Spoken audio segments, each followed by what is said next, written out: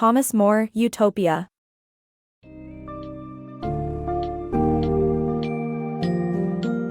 Embark on a journey to an extraordinary island where harmony, reason, and equality are valued above all else, the island of Utopia. In Thomas More's groundbreaking work, Utopia, readers will discover an alternate society far removed from the corruption, social orders, and power struggles of European countries. More's vivid account is narrated through the lens of Hythloday, a Portuguese explorer who shares the customs, beliefs, and practices of the Utopians with great admiration. Immerse yourself in this engaging exploration of an incredibly advanced civilization, where everyone has a place, work is shared equally, and the pursuit of knowledge is paramount.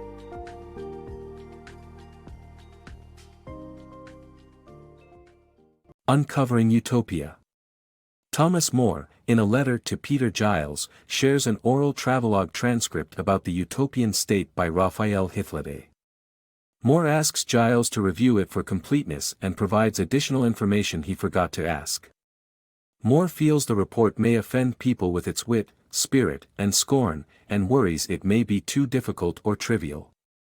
He seeks Giles' advice on whether to publish it. Hythloday's reforms. In Utopia, Thomas More shares the philosophical journey of a conversation between himself, an English lawyer, and a Portuguese traveler named Hythloday. Hythloday presents controversial ideas regarding reforms in European society, including the reconstruction of farming villages and the replacement of punishment with restitution.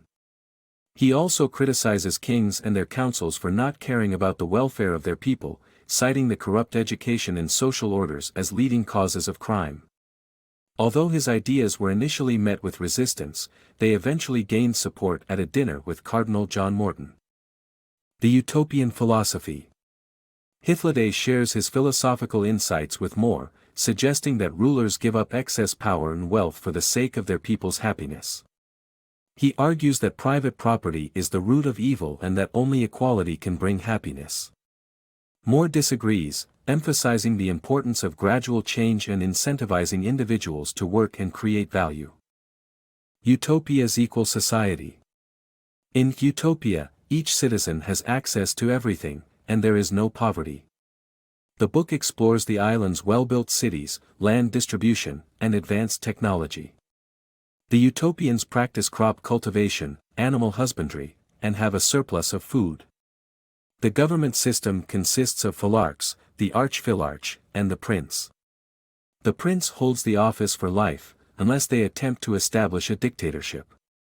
The people of Utopia decide everything through the Senate, where issues are not debated on the day they are first proposed to avoid ill-considered actions. The Utopian Society. In the book, the author describes a utopian society where people wear simple and practical clothing and live in simple buildings to reduce the amount of labor spent on them. Everyone works for 6 hours a day, with no idle priests or noblemen and no beggars. There is only useful work, and fruitless labor catering to luxury and hedonistic vices is non-existent. Lawyers are considered manipulators of truth and are not needed since there are hardly any laws. Pleasure and diversion consist of sitting together or attending public lectures.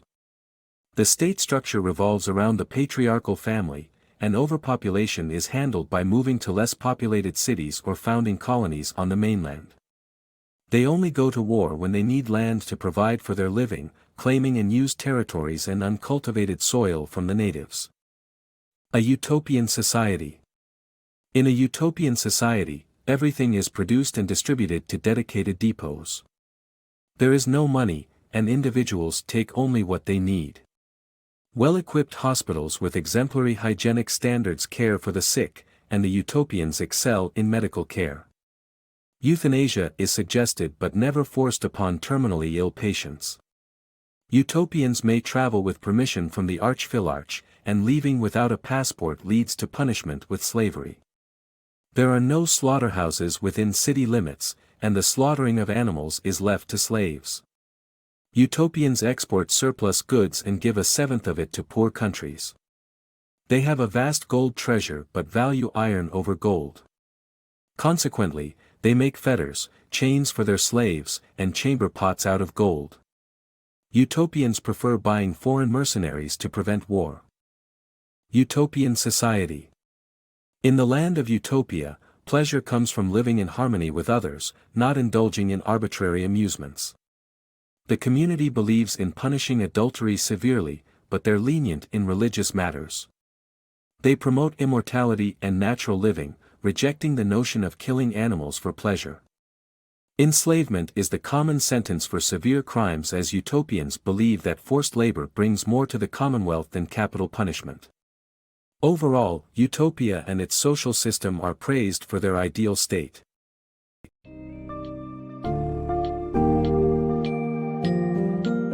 After diving into the captivating world of Utopia, readers are left to ponder the striking contrasts with their own societal systems and question whether Utopia's way of life is indeed attainable.